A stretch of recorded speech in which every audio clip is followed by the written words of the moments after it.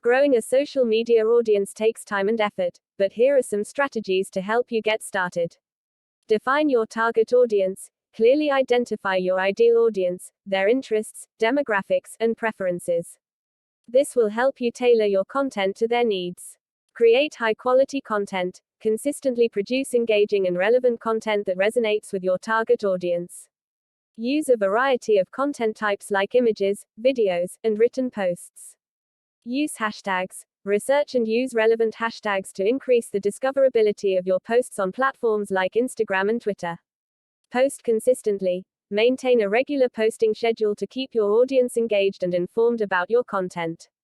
Interact with your audience. Respond to comments, messages, and engage with your followers. Building a relationship with your audience fosters loyalty.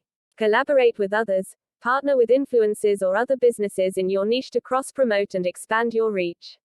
Run contests and giveaways. Organize contests or giveaways to incentivize people to follow and engage with your social media accounts. Use advertising. Consider running paid social media advertising campaigns to reach a broader audience. Analyze and adapt. Use analytics tools to track your performance and adjust your strategy based on what works best. Stay up to date. Social media platforms and trends change rapidly.